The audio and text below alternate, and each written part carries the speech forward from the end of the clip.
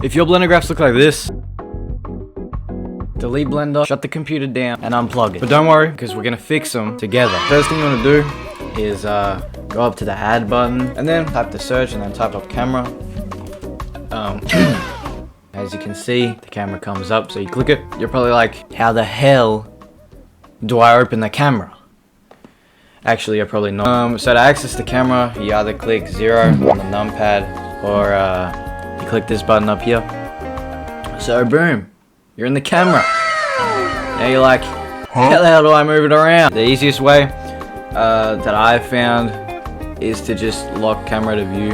So if this tab isn't open, if it just looks like this, you go over to this little arrow here and then click it, and then this tab will open. I think it'll be on this one, so you just gotta scroll down and click on view. Boom, you're in this menu, you click lock camera to view, and then if you just scroll, you can zoom out.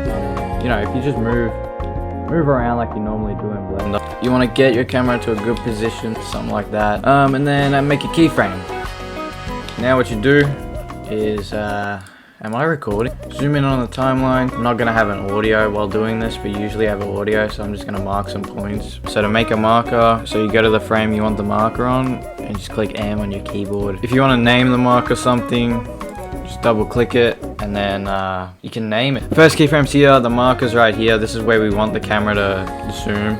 You know, this is where we want the camera to like move and stuff. So you go forward to the point where the marker's in the middle.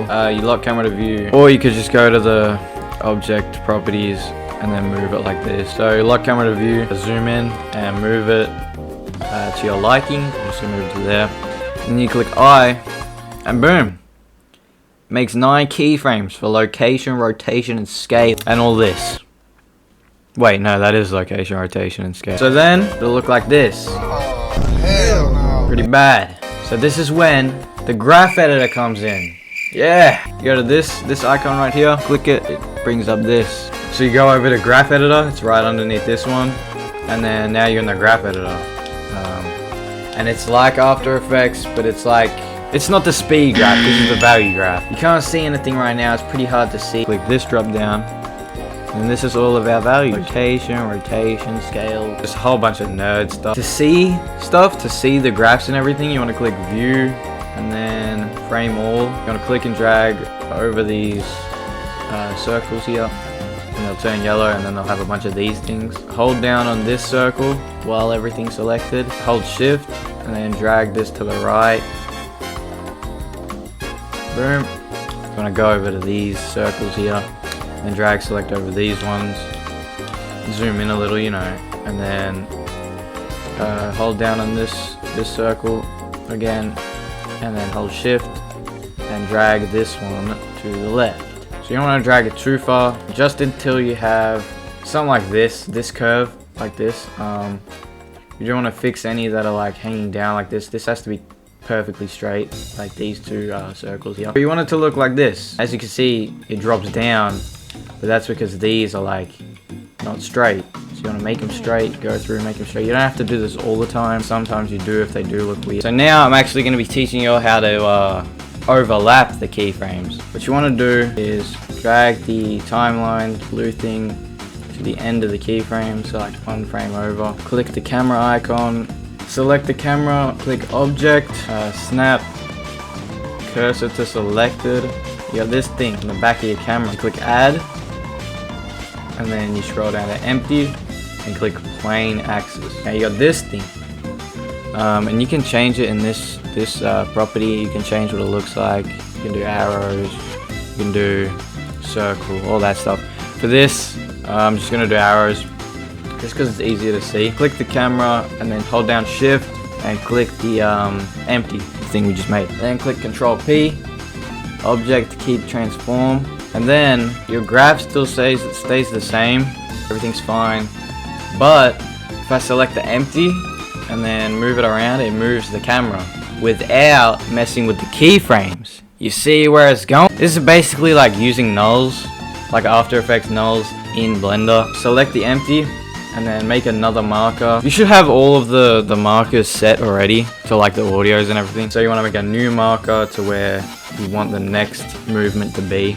So I'm just gonna go here, and then you want to go just before your other marker, so like a couple frames before, somewhere like here. Select the empty, make a keyframe, so click I, go to here, so then this one's in the middle. You can't lock camera to view for this step, so you just have to go into the camera and then make sure you selected the empty. You have to move it with these. If you're not in this menu or you can't find it, make sure the empty is selected, and then you'll probably be on this menu by default. You're gonna go down to the is that orange square, and then you move this, and then you can rotate it and everything, position the camera however you want. So now you want to keyframe those. The easiest way to keyframe is to just click I, and then you want to do the graph again. So there's that, and then that looks real weird, doesn't it? So we're gonna do the same thing we did about 10 seconds ago. Click this graph editor, frame all, and then boom, select the first circles, and then click, hold shift and drag, and do the same for the other side. Should look something like this. So this part right here where it changes should be on your marker. As you can see, they kind of overlap. I'm gonna fix that up real quick because that does not look good. As you can see, that looks a lot more smoother. I'll do one last movement, and yeah, as you can see, the empty's right here.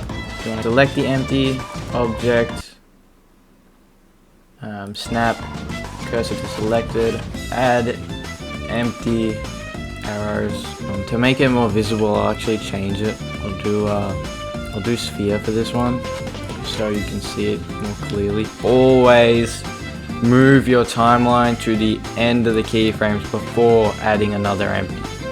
Click the empty, and then click this empty, Control P, object keep transform. So I'll go back here just before this, add a keyframe, go here so this is in the middle, and then I'll do my movement. If you do move the circle like this and it goes up a little bit, a good guideline to see if it's back in the right spot is if this line is tilted down, as you can see, make sure that it looks straight like that. It should be pretty easy to tell if it's straight or not. You should have something pretty good.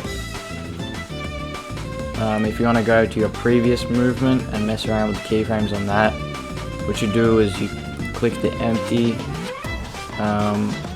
click the drop down, click this empty, and then move the keyframes around. You can go into the graph editor, mess with the keyframes on that.